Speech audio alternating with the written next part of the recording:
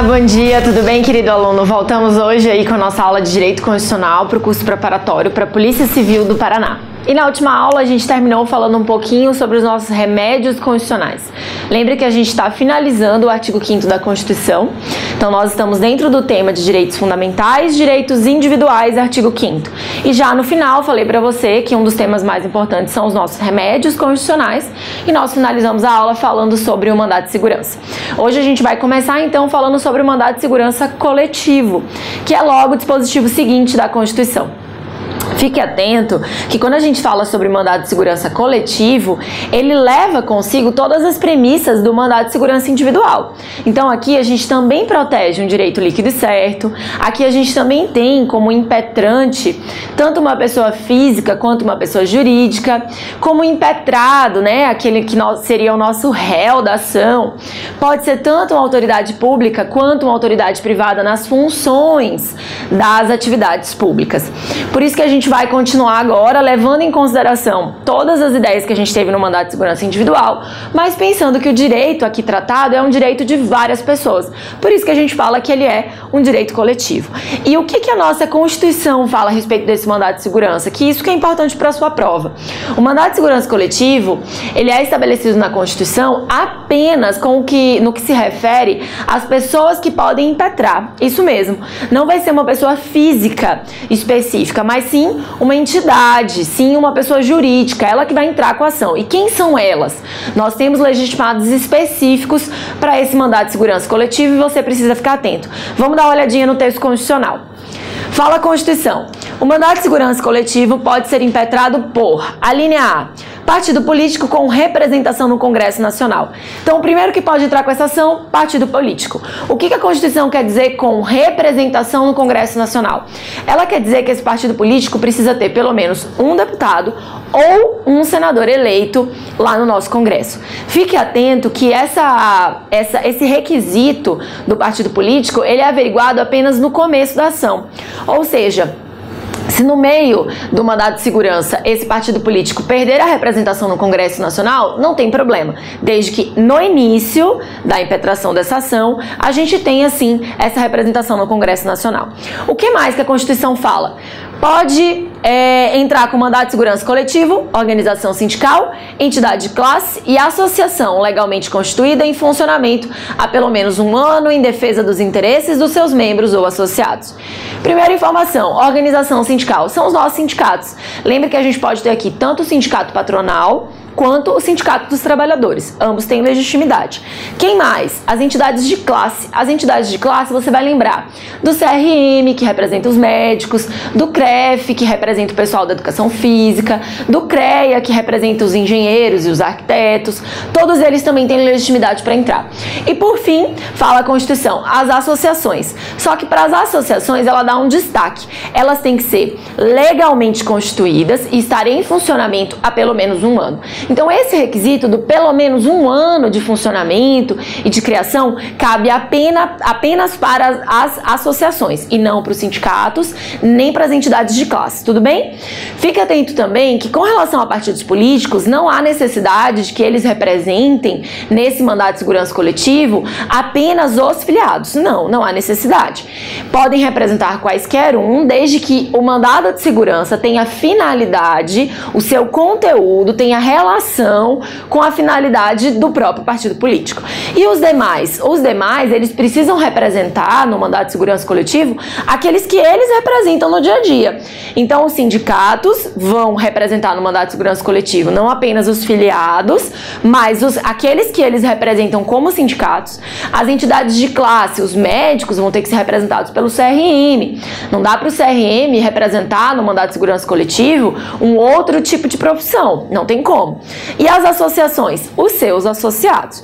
Dou aqui só um destaque a mais com relação às associações, que lembra que a gente já estudou no artigo 5º que é preciso que elas deem autorização expressa, que os seus associados deem autorização expressa para que a associação os represente em ações judiciais. Por isso que, para mandado de segurança coletivo, você vai lembrar que para as associações elas precisam estar legalmente constituídas e em funcionamento há pelo menos 1 ano e, além disso, que elas precisam de autorização expressa. Tudo bem? Vamos para o próximo, então, para a próxima ação constitucional. Mandado de injunção. Fala a Constituição. Conceder-se-á mandado de injunção sempre que a falta de norma regulamentadora torne inviável o exercício dos direitos e liberdades constitucionais e das prerrogativas inerentes à nacionalidade, soberania e cidadania.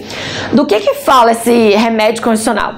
Esse remédio constitucional, ele tá na nossa Constituição para todas aquelas pessoas que possuem um direito estabelecido na Constituição, mas não conseguem exercer esse direito, porque falta uma norma regulamentadora, faltou uma ação do Legislativo, faltou que o Legislativo criasse a norma que explicasse para eles como exercer esse direito. Um exemplo que a gente sempre vê em prova é a questão de greve dos servidores públicos. Veja comigo, os servidores públicos, eles têm direito de greve, está estabelecido na Constituição, mas eles não têm como exercer esse direito. Por quê? Porque não tem uma lei específica para eles explicando como exercer o direito. Ou seja, não tem uma lei dizendo quais atividades são essenciais no serviço público e por isso não podem parar totalmente. Não tem uma lei dizendo o tempo que os servidores públicos precisam avisar com antecedência à sociedade de que eles vão parar as atividades. Não existe essa lei. Como que eles vão negociar essa greve para que ela se finalize? Não existe. Como não existe essa lei, o que os servidores públicos fizeram? Entraram com um mandado de injunção, pedindo que o Legislativo fizesse a lei. Pessoal, depois de muito se discutir, o STF, até 2007, se posicionava no sentido de que, apesar de não haver uma previsão legal, uma regulamentação, não havia o que ser feito senão esperar o Legislativo produzir a lei. A gente fala que esse posicionamento era um posicionamento não concretista, ou seja, o STF não concretizava o direito, ele não dava o direito para as pessoas, elas tinham que esperar o Legislativo se manifestar. Bom, você já deve ter imaginado que isso não deu certo, porque hoje a gente sabe que servidores públicos fazem greve. Isso mesmo. Por isso que a gente percebe que depois de 2007, o STF começou a ter um posicionamento concretista, ou seja, ele concretiza o direito para as pessoas. Veja comigo, o que aconteceu então depois de 2007? Depois de 2007, o STF começou a dizer para os servidores públicos que eles poderiam sim utilizar o direito de greve previsto na Constituição. Só que como norma regulamentadora, eles usariam qual? A norma prevista para os privados. É isso mesmo. Os trabalhadores privados, eles têm uma lei de greve, uma lei que explica como exercer o direito. E os servidores públicos utilizam essa lei. Falou o STF que até que venha uma lei específica para os servidores públicos, ficarão esses servidores utilizando a lei de greve dos privados. Veja que o mandado de injunção, ele serve então toda vez que você tem um direito constitucional. Está lá previsto tanto uma prerrogativa com relação à nacionalidade, com relação à soberania, com relação à cidadania, com relação a liberdades constitucionais, mas você não consegue exercer. Se você não consegue exercer, falta a norma, cabe mandado de injunção. Vamos para o próximo remédio constitucional. Fala a Constituição. Habeas data. Habeas data será concedido para assegurar conhecimento de informações relativas à pessoa do impetrante, constante de registros ou banco de dados de entidades governamentais ou de caráter público. Primeira possibilidade do habeas data é quando você quer o direito de informação. Isso mesmo, querido, você foi até uma repartição pública, pediu uma informação pessoal, uma informação sua para exercício dos seus direitos e a administração pública te negou. Se ela te negou, o que cabe? Habeas data. Fique muito atento, porque cabe habeas data sempre que se trata de um direito de informação. Você não quer um documento específico, você quer só a informação. Se você só quer a informação com relação à sua pessoa, você precisa entrar, caso haja negativa, com o habeas data. Veja que a Constituição fala que a entidade que te nega a informação, ela pode ser pública ou pode ser uma entidade privada de caráter público. Vou te dar um exemplo prático para você entender isso. É a questão do SPC e do Serasa. Veja, toda vez que o seu nome é colocado no Serasa, em razão de seu nome estar sujo, né, não pagou alguma dívida, enfim, toda vez que seu nome é colocado lá, essa informação, ela tem uma repercussão pública. Sim, porque muitas vezes você não vai conseguir fazer um financiamento, você não vai conseguir utilizar o seu cartão de crédito, você não vai conseguir pegar um empréstimo. Então, o fato do seu nome estar no Serasa gera uma implicação pública. Por isso que ela é uma instituição privada, mas ela tem um caráter público. Se você vai lá até o Serasa e fala assim, olha, chegou uma notificação na minha casa e essa notificação diz que meu nome está aqui.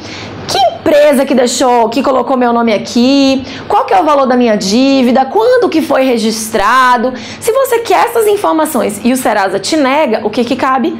Habeas data. Então, sempre que você precisa do direito de informação, seja numa entidade pública, seja numa entidade privada, de caráter público, você entra com o habeas data. Aqui eu quero te dar uma dica muito importante que você não pode esquecer para sua prova, pegadinha de prova. Sempre que o direito pleiteado for direito de certidão, não cabe habeas data, mas sim mandado de segurança. Por que você precisa saber isso? Lá no artigo 5º a gente estudou que a certidão é um direito pessoal e um direito individual. Todos nós temos direito a receber do Estado as certidões de caráter pessoal para a defesa dos nossos direitos. Isso, então, é um direito líquido e certo. Não é uma mera informação, é uma certidão. Então, sempre que você quer ir na prefeitura, pedir uma certidão negativa de débitos e a prefeitura te nega, o que cabe não é habeas data, mas sim mandado de segurança. Então, para a sua prova, se falou informação, habeas data. Se falou certidão, mandado de segurança. Só que o habeas data, voltando aqui para ele, não serve só para isso. Tem a linha B do dispositivo também. E vamos ver o que ela fala. Para retificação de dados, quando não se prefira fazê-lo por processo sigiloso, judicial, administrativo. Primeira informação importante, cuidado aqui com essa palavrinha retificação. Não confunda na sua prova, tem vezes que aparece como ratificação. Ratificar é confirmar e retificar. Retificar é ajustar, arrumar, consertar. O habeas data serve sempre que você precisa retificar um dado seu que está nesse banco de dados de caráter público e a administração pública te nega essa retificação. Então, seu nome está errado em alguma repartição pública ou você recebeu uma cobrança de débitos da prefeitura na sua casa, mas quando chegou lá você viu que é mesmo o seu nome, mas o CPF está errado. Ou seja, é um homônimo. Quem é o devedor real não é você, apesar de ter o mesmo nome que o seu, é uma outra pessoa, porque tem um outro CPF. E você vai lá na administração pública, lá na prefeitura, pede para retificar essa dívida, já que não é você o devedor, e eles não retificam. Se eles não retificam, querido, o que cabe? Habeas data. Tudo bem? Vamos para o próximo remédio constitucional. Ação popular. Qualquer cidadão é parte legítima para propor ação popular que vise anular ato lesivo ao patrimônio público ou de entidade que o Estado participe, à moralidade administrativa, ao meio ambiente, ao patrimônio histórico e cultural, ficando o autor, salvo comprovada má-fé, isento de custas judiciais e no ônus da sucumbência. Ação popular. Para que serve essa ação? Gente, essa ação serve para que eu e você, cidadãos, a gente consiga impugnar, pedir para que se cessem os atos lesivos ao patrimônio público, atos lesivos ao meio ambiente, atos, gente, lesivos ao patrimônio histórico e cultural, à moralidade administrativa, ou seja, atos praticados pelo poder público que influenciam e prejudicam a coletividade, atos propriamente de corrupção.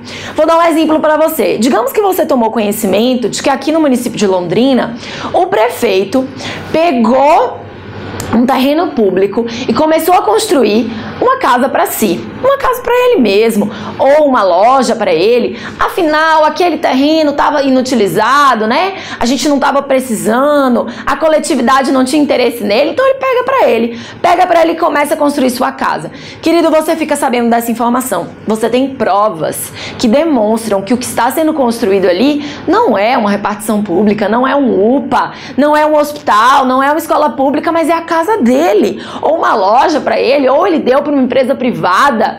E aí, querido, o que você faz? Ação popular. Você entra com uma ação popular para pedir que esse ato do prefeito ele cesse, que esse ato ele pare e que, se já houver concluído o ato, que ele indenize a sociedade em razão desse ato que foi prejudicial à coletividade. Fique atento que a ação popular, o legitimado sempre vai ser o cidadão, ou seja, a pessoa que tem direitos políticos, como eu e você, que podemos votar e podemos ser votados. Nunca vai poder ser uma pessoa jurídica, tudo bem? Então, mesmo a Defensoria Pública, o Ministério Público ou uma empresa privada, ela nunca vai poder entrar com ação popular. Sempre vai ser eu e você. Fique atento ainda que a Constituição fala que ela é uma ação, a princípio, gratuita. Ou seja, caso eu e você entremos com essa ação, a gente não vai pagar custas, nem ônus de sucumbência. Você lembra o que é o ônus de sucumbência? Quando a parte que perde paga para o advogado que ganha na ação. Esse é o ônus de sucumbência fixado pelo juiz. Não haverão esses pagamentos, salvo se, destaca a Constituição, for demonstrada má-fé. Ou seja, salvo se a pessoa que entrou com essa ação, ele na verdade queria apenas macular a imagem do prefeito, ou seja, não tinha o intuito, querido, de realmente anular um ato lesivo, porque era tudo mentira. Ele só queria prejudicar aquele prefeito da cidade. Como esse era o objetivo dele, era isso que ele queria, então, sendo identificada a má-fé pelo judiciário, ele vai ser condenado sim, em custas e em honorários de sucumbência. Afinal, a gente não pode movimentar a máquina judiciária para o nosso bel prazer, né? Apenas para situações de vingança, não é esse o objetivo. Tudo bem? Finalizando aqui os nossos remédios constitucionais, quero fazer um resumo para você. Lembra que a gente falou dos remédios constitucionais administrativos, já ficou aí um pouquinho para trás, né, do nosso artigo 5º, direito de petição e direito de certidão. E falamos dos judiciais, habeas corpus, primeiro ali, ó, o HC, que a gente verificou que cabe diante da infração da nossa liberdade de locomoção. Habeas data, né, que a gente tratou sobre informação e retificação de dados. Mandado de segurança, que a gente viu que é para direito líquido e certo. Mandado de injunção, quando a gente tem o direito, mas falta norma regulamentadora. E ação popular, atos lesivos ao patrimônio público, ao meio ambiente, patrimônio histórico e cultural, moralidade administrativa, tá bom? Alguns direitos do artigo 5º, direitos individuais que ficaram aí para trás das nossas aulas. Fiz um resuminho aqui, vamos ver cada um deles bem rapidinho, são super simples, você vai perceber. Devido processo legal, ninguém será privado da liberdade ou de seus bens sem o devido processo legal. O que é devido processo legal, querido? É o processo em que se garante o cumprimento integral da lei, ou seja, a gente precisa que haja uma lei prévia estabelecendo as diretrizes desse processo e que essa lei seja cumprida diante do processo. A gente precisa que nesse processo se garanta o contraditório, que se garanta ampla defesa, possibilidade de fazer provas, ou seja, é preciso um processo justo. Apenas com base num processo justo, baseado na lei, é que a gente vai poder ou privar alguém de liberdade ou privar alguém dos seus bens. O que mais a gente tem aqui? Contraditório e ampla defesa. Aos litigantes em processo judicial administrativo e aos acusados em geral são assegurados contraditório e ampla defesa com os meios e recursos a ela inerentes. Contraditório e ampla defesa. Primeiro, contraditório. Contraditório é a possibilidade de rebate dentro do processo, a possibilidade de você contestar, a possibilidade de você mostrar a sua versão dos fatos. O que você, querido, tem a dizer a respeito daquela acusação. Esse é o contraditório. Precisa ser garantido em todo o processo, seja judicial, seja administrativo. E a ampla defesa? A ampla defesa é a possibilidade de você usar todos os tipos de prova, desde que não ilícitas, você lembra disso que a gente já estudou, a gente não admite, de acordo com a Constituição, provas ilícitas no processo. Mas, não sendo essas, eu posso utilizar perícia, testemunhas, documentos, tudo que eu puder me valer para provar a minha inocência dentro de um processo, eu posso utilizar. Veja que a Constituição deu um destaque, falou que a ampla defesa e o contraditório, eles são admitidos tanto nos processos judiciais quanto nos processos administrativos e nos acusados em geral. Ou seja, em qualquer âmbito, em qualquer lugar que você for acusado, você tem direito ao contraditório e ampla defesa. O que mais a gente tem aqui? Publicidade do processo. A lei só poderá restringir publicidade do processo, dos atos processuais, quando a defesa da intimidade ou interesse social o exigirem. Publicidade do processo, gente, a regra é que os nossos processos eles são públicos, ou seja, todo mundo pode ter acesso aos processos, não só as partes, mas a Constituição deu um destaque. Esses processos poderão ser declarados sigilosos, ou seja, poderão ter a sua publicidade reduzida, desde que haja situações envolvendo intimidade ou interesse social. Situações envolvendo intimidade, você pode pensar casos envolvendo crianças, não podem ser públicos, situações relacionadas ao direito de família. Dentro do âmbito dos crimes, você pode pensar em alguns envolvendo estupro, alguns envolvendo algum desvio de conduta da pessoa e que se queira resguardar a sua proteção e a sua intimidade. Dentro do âmbito trabalhista, a gente pode pensar em algumas situações de assédio moral que também podem ser resguardadas da publicidade. Ou seja, sempre que o interesse das partes em razão da proteção da intimidade estiver sendo discutido, vamos privilegiar o resguardo da intimidade e não a publicidade. Mas a Constituição ainda fala quando o interesse social o exigir, ou seja, processos em que o Estado está resguardando, por exemplo, a segurança da sociedade. Alguma informação que seja muito importante para a coletividade e que vise o resguardo da sua segurança podem sim também não ser abertas ao público, não serem públicas dentro daquele processo. Tudo bem? Mais um direito individual. Prisão. Ninguém será levado à prisão ou nela mantido quando a lei admitir liberdade provisória com ou sem fiança. E mais uma aqui que caminha junto. Ninguém será preso senão em flagrante delito ou por ordem escrita e fundamentada da autoridade judiciária competente, salvos nos casos de transgressão militar ou crime propriamente militar definido em lei. Gente, a prisão, já comentamos isso em sala, ela é a última instância dentro do direito. Ela é a última penalidade, porque ela visa restringir um direito muito importante, que é a liberdade de locomoção. Por isso que a gente usa a prisão em última circunstância. Se admite-se a liberdade naquele processo, privilegiamos a liberdade. Se não existem ali os requisitos para a prisão preventiva, então sim, vamos garantir a liberdade. Além disso, o dispositivo fala que a prisão ela vai ocorrer, obviamente, em flagrante, sabemos disso lá das aulas de penal, também por ordem escrita e fundamentada da autoridade judiciária, e ela dá um destaque que não é tão comum para o nosso dia a dia, nos casos das transgressões militares. Lembre que no âmbito militar, nós estamos falando de uma justiça que segue uma lei específica. Nós temos a justiça militar, temos os tribunais militares, e eles têm disposições e regramentos próprios. Lá se admite, inclusive, prisão a título disciplinar, como sanção mera em razão de um ato de desrespeito dentro do próprio serviço militar. Então não se aplica pra gente as prisões previstas no regime militar, mas para eles, mesmo que não sejam hipóteses de flagrante e de decisão fundamentada, lá pode existir, uma prisão específica. Então é por isso que, salvo as militares, que não cai na nossa prova, né? Salvo as militares, temos prisão apenas em flagrante e por ordem fundamentada. O que mais nós temos na Constituição? Gratuidade da justiça. São gratuitos para os reconhecidamente pobres, na forma da lei, registro civil de nascimento e certidão de óbito. Fique atento, querido, a Constituição falou que são gratuitos para os reconhecidamente pobres, certidão de nascimento e de óbito.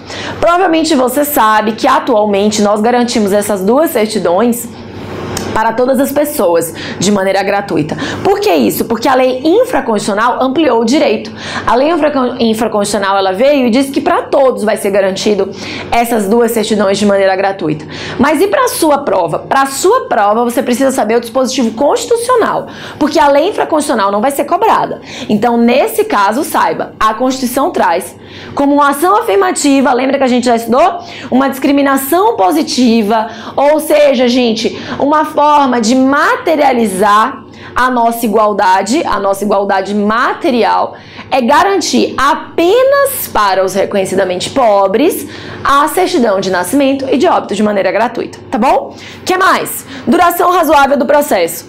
A todos no processo, no âmbito judicial e administrativo, são assegurados a razoável duração do processo e os meios que garantem a celeridade da sua tramitação.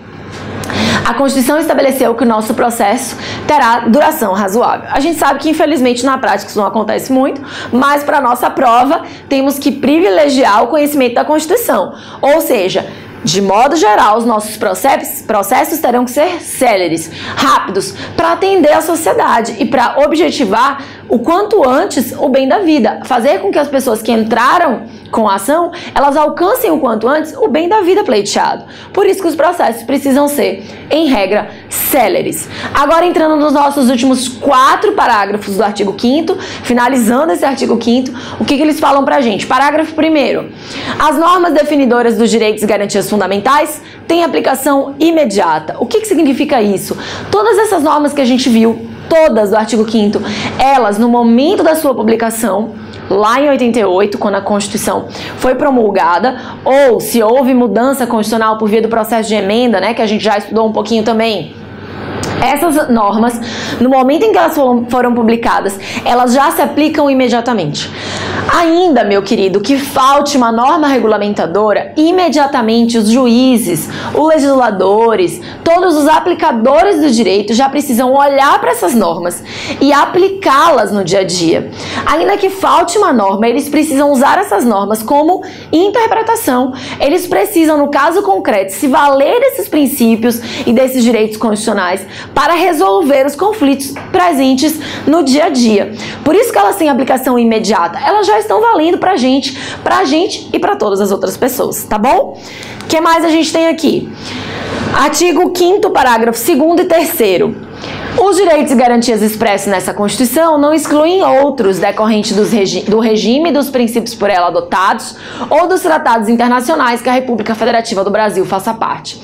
Esse dispositivo nos auxilia a entender que a Constituição, ela é muito mais do que meramente esse texto que a gente acabou de ler.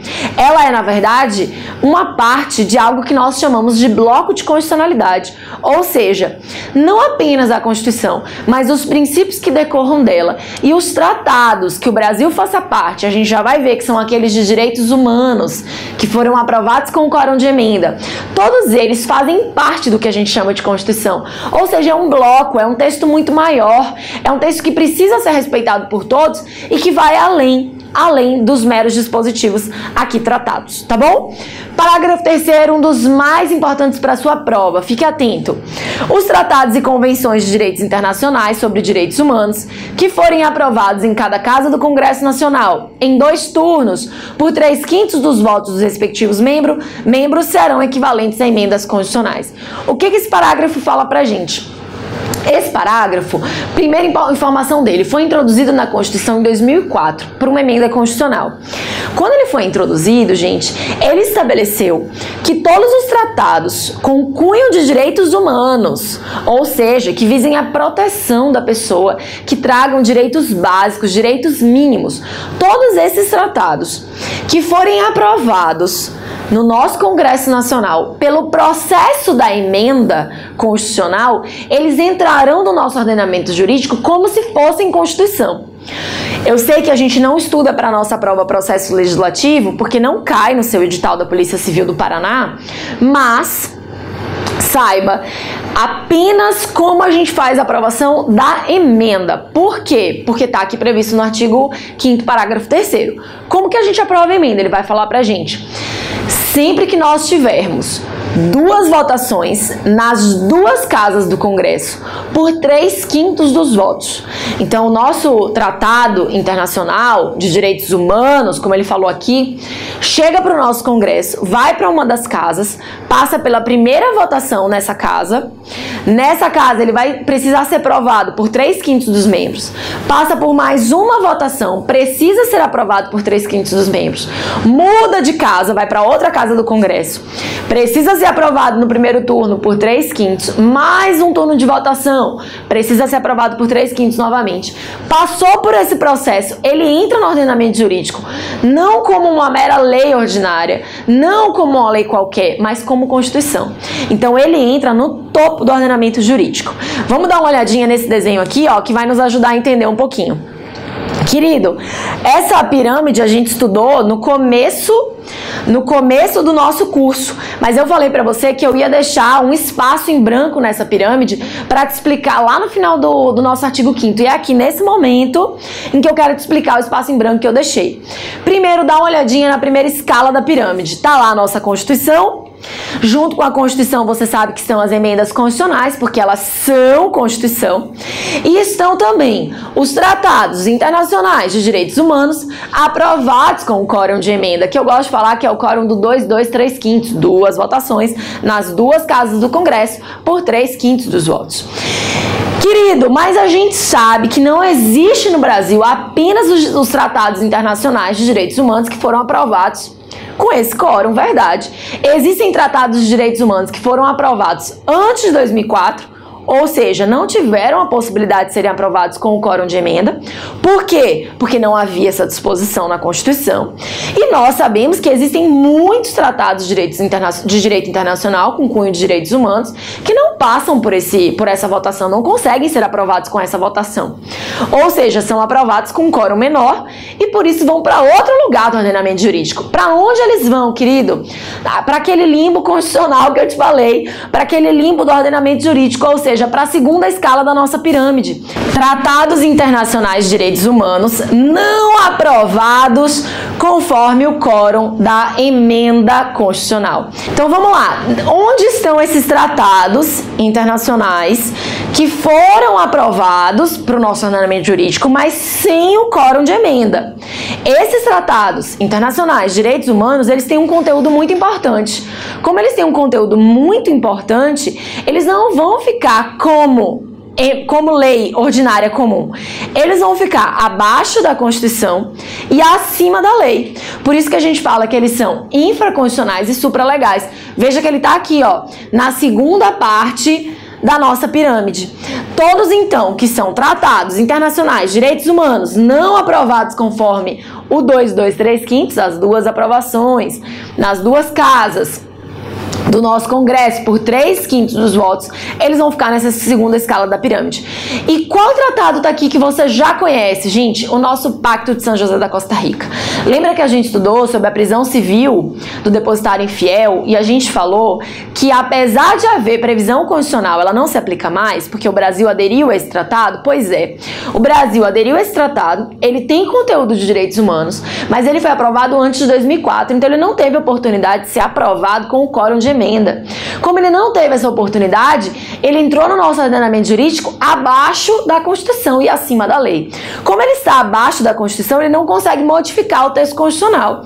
O texto constitucional prevalece e a gente viu que está escrito lá na nossa Constituição ainda essa disposição de que a gente pode fazer a prisão do depositário infiel. Mas a gente viu que ela não se aplica mais. Por quê? Porque ele está acima da lei. E se ele está acima da lei, ele revogou a legislação que dizia como fazer a prisão, de que forma fazer, quanto tempo a pessoa poderia ficar presa, como que ela poderia sair, pagando quanto. Toda a lei que dispunha a respeito da prisão civil do depositário infiel saiu do ordenamento jurídico, porque esse tratado a revogou. Tudo bem? Mas saiba que ainda tem um outro tipo de tratado, né? Você tá perguntando aí, certeza, Lara, mas e os tratados que não têm conteúdo de direitos humanos? Os tratados que não têm conteúdo de direitos humanos vão ficar para baixo, vão ficar junto das nossas leis gerais, no mesmo patamar jurídico, tá bom? Então eles vão entrar no nosso ordenamento jurídico, mas nem com a posição de Constituição, nem com a posição de supralegalidade, tá bom? Vamos finalizar aqui nosso artigo 5º, parágrafo 4º, vai falar a Constituição. O Brasil se submete à jurisdição do Tribunal Penal Internacional, a cuja criação tenha manifestado adesão. Sabemos que o Brasil já aderiu ao nosso Tribunal Penal Internacional, então é sim possível que os crimes sejam levados para lá, alguns crimes específicos, você não precisa se preocupar, porque para a sua prova esse dispositivo não cai relações, né, não cai as disposições a respeito do Tratado Internacional, ao Tribunal Penal Internacional, mas saiba que ele existe, o Brasil fez adesão por participar dele. Tudo bem, querido? Vamos finalizar então aqui o conteúdo de direitos individuais. Muito obrigado pela presença e até já com direitos sociais.